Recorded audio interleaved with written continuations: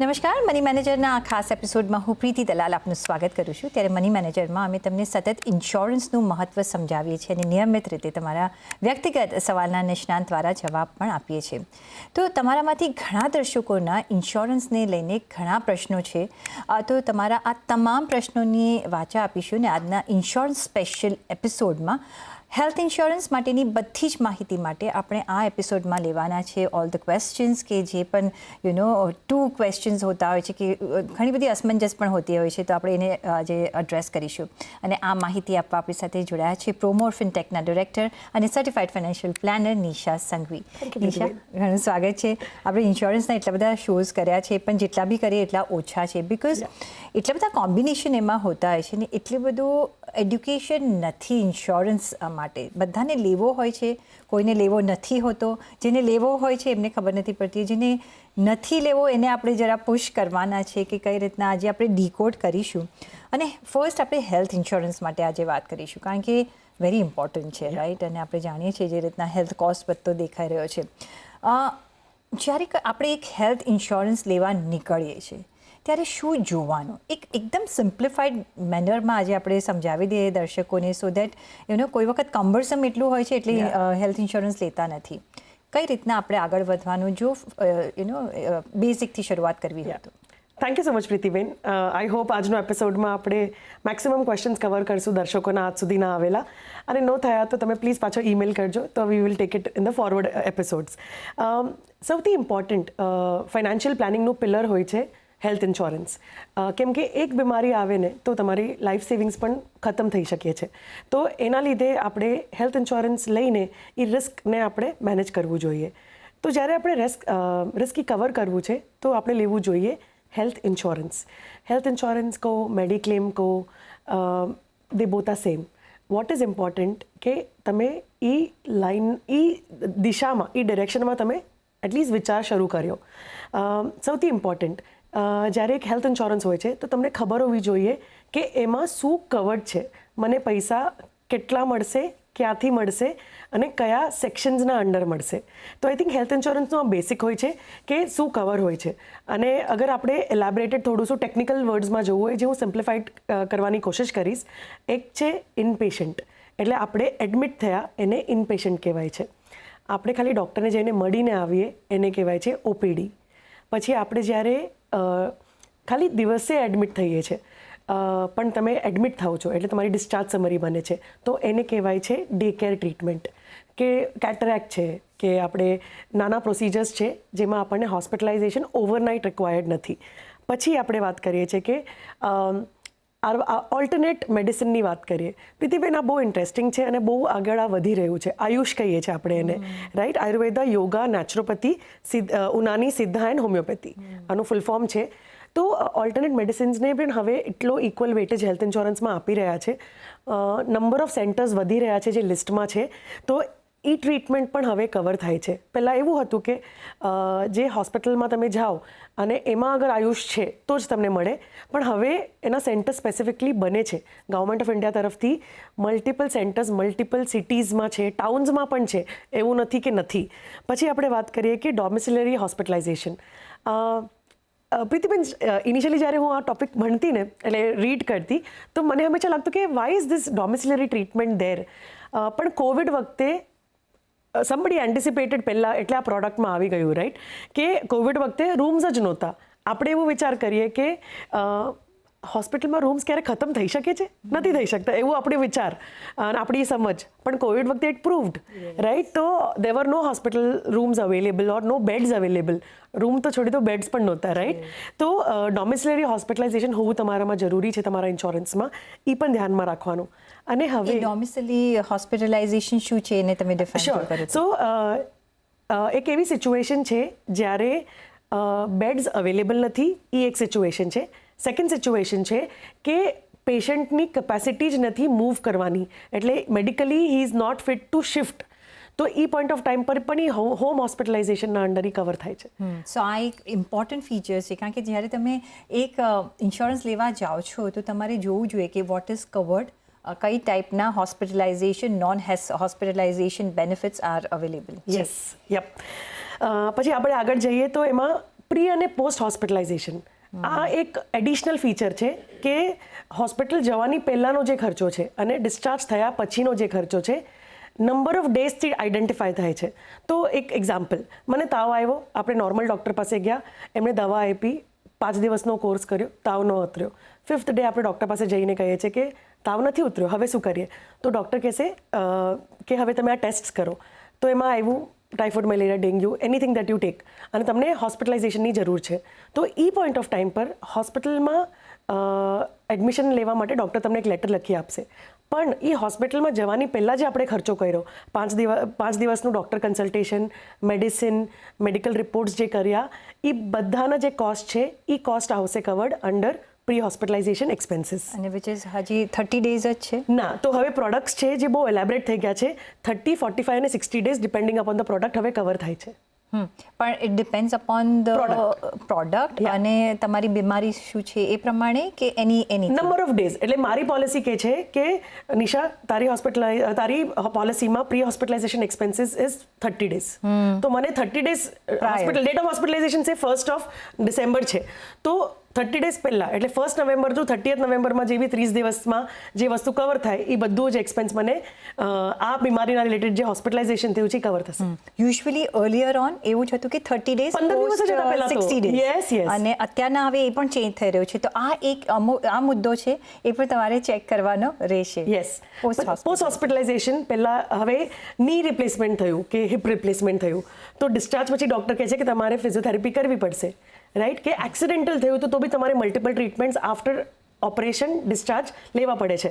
તો post hospitalisation પહેલાં હતા 30 ડેઝ, પ્રોડક્ટ રિવાઇઝ થયો તો પ્રી 30 થઈ ગયા, પોસ્ટ 60 થઈ ગયા, અને હવે એવા પ્રોડક્ટ્સ છે જે પોસ્ટ હોસ્પિટલાઇઝેશનમાં 180 ડેઝ સુધી કવર કરે છે. ઓકે. સો 6 મંથ્સ ટેકનિકલી, 180 દિવસ એટલે 6 months. So Pritiben, products are getting evolved, એટલે થોડા પ્રીમિયમ્સ પણ મોંઘા થઈ રહ્યા છે. So I think it is always part of the package, right? કે આપણે જે લઈ રહ્યા છે. સો અગર આપણે ફેન્સી ફીચર્સ જોઈએ છે તો આપણે કોસ્ટ એ આપવો પડશે. પણ જે ઇન્સ્યોરન્સ લે છે એને ઓપ્શન હોય છે કે એમને પ્રી અને પોસ્ટ કેટલું લેવું? પ્રોડક્ટની છે, ફીચર છે. ઓકે. જી. પછી છે રોડ અને એર એમ્બ્યુલન્સ. હવે આ ફીચર પણ પ્રીતિબેન બહુ ઇન્ટરેસ્ટિંગ છે. Lot of people debate with us saying મને એવું કયું હોસ્પિટલાઇઝેશન થવાનું છે એમાં મને શિફ્ટિંગ લાગશે કે રોડ એમ્બ્યુલન્સ જોશે, રાઈટ? અને air ambulance is also another feature કે તમે વિધિન કન્ટ્રી પણ તમારે શિફ્ટ થવું હોય. વી હેવ અ ક્લાયન્ટ જેમનું સનનું લદ્દાખમાં એક્સિડન્ટ થઈ ગયું, ઓકે, એન્ડ એરલિફ્ટ કરવું હતું એને, તો એ કોસ્ટ છે એર એમ્બ્યુલન્સનો, રાઈટ? તો એ એના હેલ્થ ઇન્સ્યોરન્સમાં કવર્ડ હતું એટલે એ થયું કવર. પણ અગર તમે એ ઓપ્ટ જ નથી કર્યું, એ પૈસા બચાવવાના ચક્કરમાં તમે એ ચૂઝ ન કર્યું, right, air ambulance as a additional feature, તો then that is also going to be paid from your pocket. Prithiben, average airlift, okay, in case of emergency, ranges from 6 lakhs to 20-25 lakhs. Yes. Depending upon the kind of ambulance that you require. જી. અને આપણે કહીને તો નથી આવવાનું કે તમે તમારા ટાઉનમાં છો, ઘરે છો, ચાલો હું બીમારી આવું છું, ગમે ત્યાંથી થઈ શકે છે. જી. રીસેટ બેનિફિટ, એને રીસેટ કહેવાય, રીફિલ કહેવાય કે રિસ્ટોરેશન કહેવાય. આ બહુ એક ઇન્ટરેસ્ટિંગ ફીચર છે પ્રીતિબેન. અગેન, સૌથી ઇમ્પોર્ટન્ટ દર્શકોને એ સમજવા જરૂરી છે, આ ફીચર છે તો આ ફીચર કમ્સ એઝ ઇનબિલ્ટ, તો પણ ઇન્સ્યોરન્સ કંપની કેન ડિસકન્ટિન્યુ અગર એમને લોસ મેકિંગ થઈ જાય છે તો તમારે તમારું બેઝ સમ ઇન્શ્યોર્ડ તો બી તમારે એકદમ પરફેક્ટ રાખવું, આઈ મીન સફિશિયન્ટ રાખવું જોઈએ. પણ આ ફીચર હું ડેફિનેટલી એક્સપ્લેન કરીશ. Reset, restore, refill, they all are same. એનો મતલબ એ છે કે તમે 10 લાખની સમ ઇન્શ્યોર્ડ લીધી અને at the time of hospitalization 10 lakhs plus 5 lakhs તમારું બોનસ છે, તો ટેકનિકલી તમારી પાસે 15 લાખનું કવર છે. રીસેટ બેનિફિટ છે તો તમારે એમાં રીસેટમાં પણ ક્રાઇટેરિયાસ છે. Once in a policy year, એટલે અપ ટુ સમ ઇન્શ્યોર્ડ વાળું 10 લાખનું 10 લાખ, એટલે તમને 20 લાખ કવર થઈ જાય. Sometimes you pay additional premium to get it done to unlimited. તો એ unlimited restore is also a beautiful feature. Same person, same element. આપણે એકવાર હોસ્પિટલાઇઝેશન થયું, suppose cancer as a treatment લઈએ તો એક જ વારમાં એ ટ્રીટમેન્ટ પતી નથી જતી, આપણે મલ્ટિપલ ટાઈમ્સ હોસ્પિટલાઇઝ થઈએ છીએ ફોર ટ્રીટમેન્ટ, રાઈટ? આપણે કેમોથેરાપી લઈ રહ્યા છે, તો એ પણ એઝ અ મલ્ટિપલ હોસ્પિટલાઇઝેશનમાં એ continuous under one claim cover થાય છે. તો અગર તમે રિસ્ટોરેશન રાખ્યું છે unlimited, same person same policy same element અગર એ કવર કરે છે તો it's a good feature to have, worth paying it. Sometimes you never know which element is knocking your door, right? So એ છે reset benefit. Donor expenses, Pritiben અગર આપણે 10 years પહેલાં વાત કરત ને તો લાગત કે this is not even required donor expenses. આજે અગર મારી પોલિસી છે, હું હોસ્પિટલાઇઝ થાઉં છું ફોર અ ઓર્ગન ટ્રાન્સપ્લાન્ટ, તો મારો એક્સપેન્સ તો હેલ્થ ઇન્સ્યોરન્સ આપી દેશે, પણ મને જે ડોનેશન આપવાનું છે, જે પણ પર્સન મને એનું ઓર્ગન ડોનેટ કરવાનું છે, એનો કોસ્ટ પણ હેલ્થ ઇન્સ્યોરન્સ કવર કરે છે.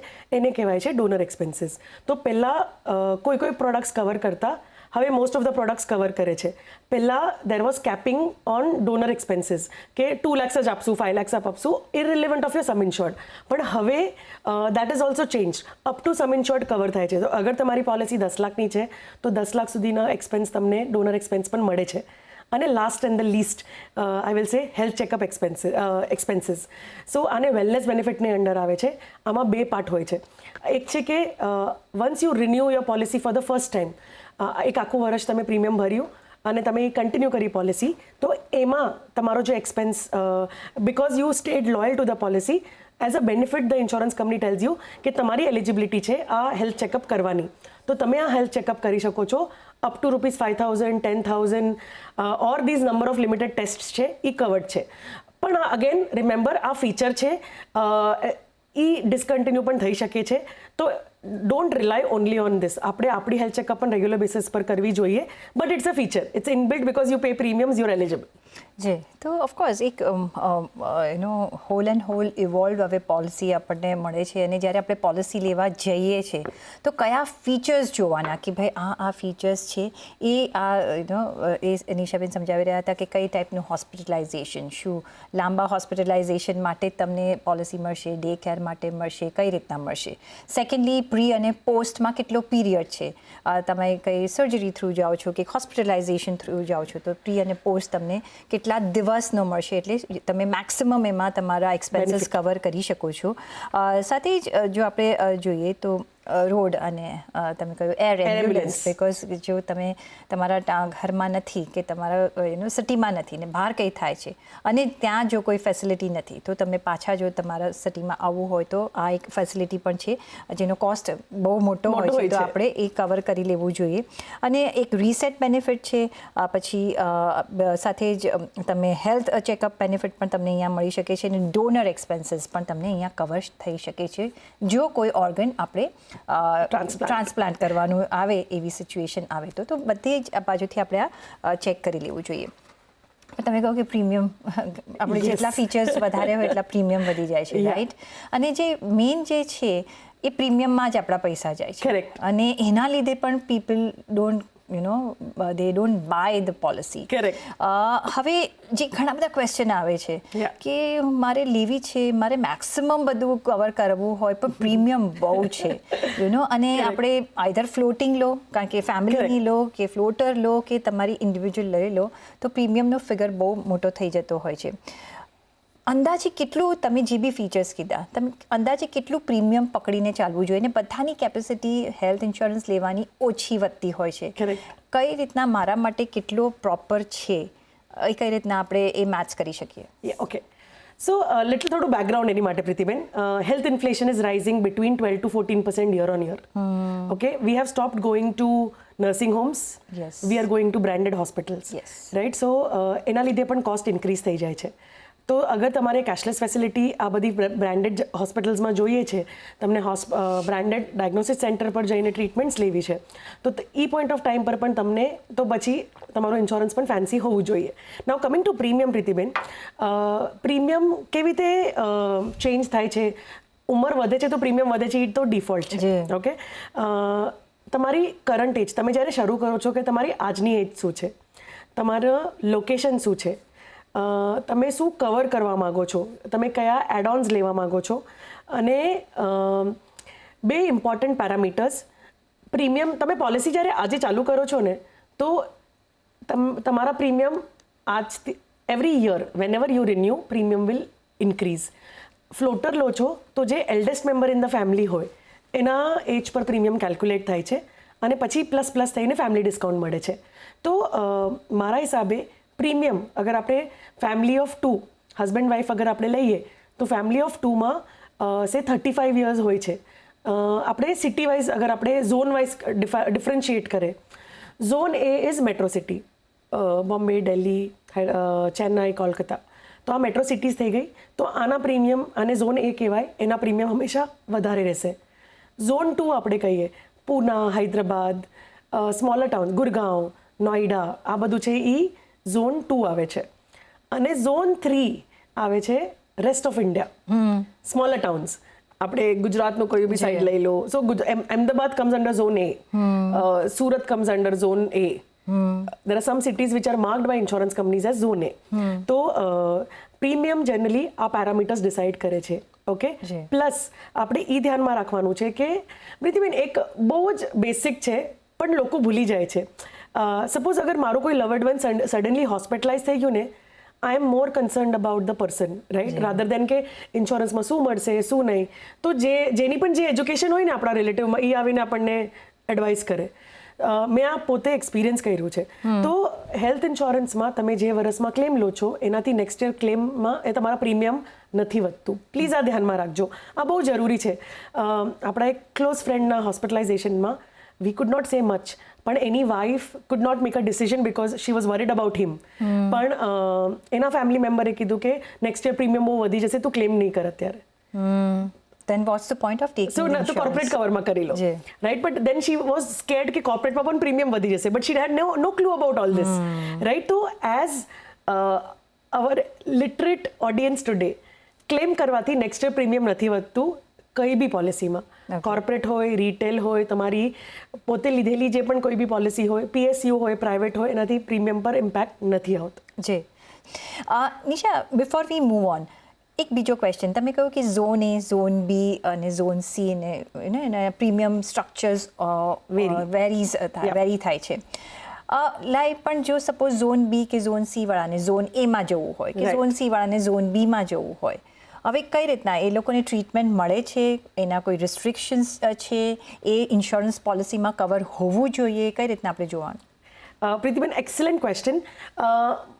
હવે જે નવા પ્રોડક્ટ્સ આવી રહ્યા છે એમાં અગર તમારી રેસિડન્સ ઝોન સીની છે, તમારા આધાર કાર્ડ પર ઝોન સી છે, તમે ઝોન સીમાં બીમાર પડ્યા છો પણ તમને ડૉક્ટર કહે છે કે તમે ઝોન એમાં જઈને તમે ટ્રીટમેન્ટ લો, તમને અહીંયા અમે ટ્રીટ નહીં કરી શકીએ, તો ઝોન સી વાળા જ્યારે ઝોન એમાં ટ્રીટમેન્ટ લેવા જાય છે તો ત્યારે some insurance companies will give the full money as per actuals. Some insurance companies will say તમે ઝોન સીથી ઝોન બીમાં ગયા તો તમને 10% કોપે, તમે ઝોન સીથી ઝોન એમાં ગયા તો તમને 15% કોપે. કોપેનો મતલબ એ છે કે 100 રૂપિયાનું બિલ આવ્યું, જે પર્સન્ટેજ કોપે છે તો 10% કોપે છે, તો 10 રૂપીસ તમારા પોકેટથી જશે, 90 રૂપીસ તમને ઇન્સ્યોરન્સ કંપની આપશે. તો એ પ્રો રેટ આપણે જનરલી કહીએ એને. તો આપણે આપણી પોલિસી અગર ઓલરેડી લીધેલી છે તો આપણે એ આજે ચેક કરવું જરૂરી છે કે if I take treatment in different zone then how does it work. Okay, so પણ એ જ્યારે તમે ઇન્સ્યોરન્સ પોલિસી લો છો ત્યારે એ મેન્શન કર્યું હોય છે કે if you take in another zone so how much એ તમને મળશે, એ આપણે ચેક કરી લેવું જોઈએ? પોલિસી વર્ડિંગ્સમાં ઇન્ક્લુડેડ હોય છે. તમે તમારા જે ઇન્સ્યોરન્સ એડવાઇઝર હોય તમે એમને પણ પૂછી શકો છો કે હું ઝોન સીનું, કેમ કે તમારી પોલિસી પર પ્રિન્ટ થઈને આવે છે કે તમે ઝોન સી વાળા છો, લખ્યું હોય જનરલી. તો zone C, so then if you read the policy schedule properly you can ask your insurance advisor કે હું તો ટ્રીટમેન્ટ લેવા, ભલે હું રહું છું નાના ગામમાં પણ હું ટ્રીટમેન્ટ લેવા તો બોમ્બે જ જાઉં છું, અગર એવું કે તો then your advisor has to make sure કે તમને ઝોન એનું જ પ્રીમિયમ આપે પહેલાં જ. અગર તમારે પોલિસીમાં કોપેમેન્ટ છે તો some insurance companies will pay the bill completely. તમે irrelevant of any zone feature જોવાના કે કોપે છે કે નહીં, ઝોન વાઇઝ અને એમાં કોપે છે કે નહીં, એ બંને ફીચર તમારે જોવાના, એટલે તમને ખબર પડશે. કારણ કે આજે કોઈ મોટું કોઈ આવે છે ને તમારા સિટીમાં અવેલેબલ નથી ને તમારે મોટા સિટીઝમાં જવું પડે છે એની ટ્રીટમેન્ટ કરાવવા, તો આ એક વસ્તુ ધ્યાન રાખવી ઘણી જ જરૂરી છે જેથી તમને ત્યારે બીજું કંઈ ટેન્શન ન થાય. પ્રીમિયમ પર હવે આવીએ. કારણ કે premium plays a big factor જ્યારે તમે અહીંયા ઇન્સ્યોરન્સ પોલિસી લો છો ત્યારે. અને આજે મારા માટે એક અલગ કારણ કે હું આટલું જ અફોર્ડ કરી શકું છું, તમે વધારે અફોર્ડ કરી શકો છો, રાઈટ? કેટલું પ્રીમિયમ પે કરવાની આપણી તાકાત બધાની અલગ અલગ હોય છે. કેટલું એક તો પહેલાં ઇન્સ્યોરન્સ લેવું જોઈએ, કઈ રીતના આપણે મેથ્સ કરવું જોઈએ? કારણ કે આજે મારી ઇન્કમ જો એક્સ છે તો મને કેટલું મારે લેવું જોઈએ? ફેમિલી ઓફ 4 હોય, કઈ રીતના આપણે ડિસાઇડ કરી શકીએ? So family of 4, assuming 2 adult husband wife and 2 children, okay, અને સિટી લાઇક બોમ્બે, કેમ કે અગર ઝોન વાઇઝ પ્રીમિયમ હોય છે, તો અગર સિટી લાઇક બોમ્બે છે તો Pritiben minimum, okay, minimum to minimum 20 લાખનું કવરેજ હોવું જોઈએ. પણ તમે શરૂઆત કરો છો અમારો આજે આ શો સાંભળીને કે ઓકે, નિશા પ્રીતિબેન હંમેશા ડિસ્કશન કરે છે, બેર મિનિમમ 10 લાખ તો હોવું જોઈએ. અપરમાં તો સ્કાય ઇઝ ધ લિમિટ. એટલે તમે 50 લાખ લેશો તો ઓલવેઝ યોર આપણા બેક ઓફ ધ માઇન્ડમાં સોર્ટેડ છે કે ભાઈ ઇન્સ્યોરન્સ કવર તો 50 લાખ સુધીનું છે, પ્લસ ધ ફીચર્સ, બોનસ છે, રિફિલ છે, ઓલ ઓફ દેટ. પણ અગર વિધાઉટ કેપિંગ્સ અને રિસ્ટ્રિક્શન આપણને જોતું હોય તો I would recommend start at 10 lakhs, કેમ કે બિલો 10 lakhsમાં રિસ્ટ્રિક્શન્સ અને કેપિંગ હોય છે. એનું પ્રીમિયમ કેટલું આવે? ઓકે, ફેમિલી ઓફ 4 સે 35 ઇઝ ધ એલ્ડેસ્ટ મેમ્બર, અને 2 ચિલ્ડ્રન છે જે બિલો 20 છે, સ્પાઉસ વિલ બી સે 30 or 32. પ્રીમિયમ રેન્જ હોય છે four 10 lakhs, I say for 10 lakhs first. 10 lakhs premium હોય છે approximately in the range of 18 to 25,000ની વચ્ચે, depending upon the insurance company. Per year? હર વર્ષે પ્રીમિયમ વધશે. ના, to start today at 35. So it's per annum, Yes, right? per annum. અને જ્યારે વધે છે કેટલા વર્ષે? સપોઝ હવે most of the products are increasing product premium every year. હા, સો અને એ 5 to 6%. 5 to 6% નો ઇન્ક્રીઝ એવરી યર લઈને આપણે ચાલવાનું. જો તમારી 10 લાખની પોલિસી હોય સો સ્ટાર્ટ વિથ 10 લાખ, અને એ એકદમ જે 30-35 વર્ષના છે એના માટે છે. કારણ કે એઝ યુ એજ તમારું પ્રીમિયમ વધતું જાય છે. તો જો તમે નથી લીધું ને તમે અરાઉન્ડ 45 છો કે 40 છો તો તમારું સ્ટાર્ટ જ થશે એક હાયર લેવલથી પ્રીમિયમ, અને એના પછી તમારે એડ કરવું પડશે. મે બી વધારે તમારું પર્સન્ટેજ ઓફ હાઇક થશે at that level. So Pritiben, major premium increase થાય છે. One level is 45, other level is 55. Yes, 50માં આટલું રેન્જ ઇન્ક્રીઝ નથી થતું, પણ 45 અને 55માં ઇન્ક્રીઝ થાય છે. તો પહેલાં મને એવું લાગતું કે how ઇલોજિકલ, but when I'm nearing those ages and meeting more people of those ages, I realize કે the stress and the financial responsibility we are at that age is much higher. Yes, અને એટલે જ અમે જો તમે family floater લેતા હો તો તમારા જે ઓલ્ડ પેરેન્ટ્સ છે એને નહીં લેવાનું. એનું કારણ એ જ છે કે એ મોટી ઉંમરના હોય ને એમનાથી જો એનો કાઉન્ટ થાય છે તો તમારું ઘણું બધું પ્રીમિયમ આવશે. એ લોકોનું એક સેપરેટ અમે ઇન્સ્યોરન્સ લેવાનું કહેતા હોઈએ છીએ, પણ એ એજ પર ઘણો મોંઘો હશે, એટલે પહેલાંથી જ પેરેન્ટ્સનો પણ આપણે લેવો જોઈએ. એક લાસ્ટ ક્વેશ્ચન, બિકોઝ ટાઈમ ઓછો છે. કેશલેસની આપણે વાત કર્યા છે ને તમારા નોન ડૉક્ટર્સ એની સાથે અટેચ હોવા જોઈએ, અને નોન હોસ્પિટલ્સ તમારી આજુબાજુની હોવી જોઈએ. એ ઇન્સ્યોરન્સમાં લખ્યું હોય છે, એનું શું એક હોય છે feature? So claims happens by 3 ways. One is cashless, કે એવરી ઇન્સ્યોરન્સ કંપનીનું એક હોસ્પિટલ નેટવર્ક લિસ્ટ હોય છે. તો જ્યારે નેટવર્કમાં તમે હોવ છો તો તમારે પ્રીમિયમ અકોર્ડિંગલી ચાર્જ થાય છે. પ્રીમિયમ નહીં, સોરી, તમારો ક્લેમ તમને એવી રીતે મળે છે, તમને પૈસા નથી ભરવાના. It's like you check in to a hotel and you get the treatment done. અગર તમે કોઈ પર્ટિક્યુલર ડૉક્ટર પાસે કોઈ ટ્રીટમેન્ટ લો છો જેની હોસ્પિટલ કેશલેસમાં નથી આવતી તો તમારો ક્લેમ પેડ થશે, પણ તમારે રીઇમ્બર્સમેન્ટમાં જવું પડશે. ઇટ મીન્સ રીઇમ્બર્સમેન્ટમાં તમે આજે પે કરશો તમારા પોકેટથી, અને તમે આફ્ટર ડિસ્ચાર્જ તમે એ ડોક્યુમેન્ટ્સ તમે સબમિટ કરશો ફોર રીઇમ્બર્સમેન્ટ.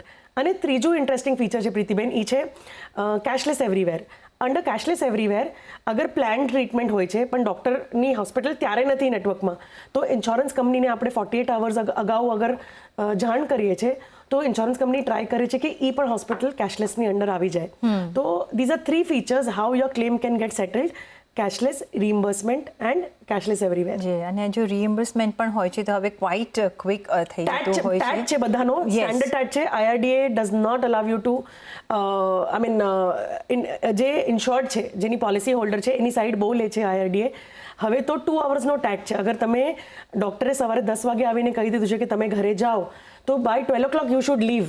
Yes. IRDA rule છે, so they cannot hold you in hospital for full days till you get a discharge. હવે ફટાફટ હોસ્પિટલમાં સેટલમેન્ટ્સ થઈ જાય છે. We don't have to wait in long queues and everything. So ઘણા બધા આવા ફીચર્સ છે જે તમારે ધ્યાનમાં રાખવા જોઈએ જ્યારે તમે એક હેલ્થ ઇન્સ્યોરન્સ પોલિસી લો છો. તો તમારી પાસે જો પોલિસી છે તો આ જોઈ લેજો, નથી તો તમે આ પોલિસી, આ બધા ફીચર્સ જોઈને તમારી પોલિસી લેજો. અને આ બધા હેલ્થ ઇન્સ્યોરન્સમાં ટોપઅપની પણ ફેસિલિટી હોય છે. અત્યારના તમે 10 લાખ અફોર્ડ કરી શકો છો, નો પ્રોબ્લેમ પછી તમે અહીંયા ટોપ Enhance પણ કરી કરી શકો છો શકો તમે, છો yeah. કે ભાઈ હવે મારી પાસે વ્યવસ્થા છે, ચલો હું વધારે 15નો લઈ લઉં, 20નો લઈ લઉં, એટલે ધીરે ધીરે તમારો એક ઇન્સ્યોરન્સ કવર તમે વધારી પણ શકો છો. પણ એ સાથે જ રજા લેવાનો સમય થઈ ગયો છે. નિશા, ઘણો આભાર તમારો અમારી સાથે આજે જોડાવા બદલ, અને એ સાથે જ મને પણ આપશો રજા. જોડાયેલા રહેજો CNBC વિચાર સાથે. નમસ્કાર.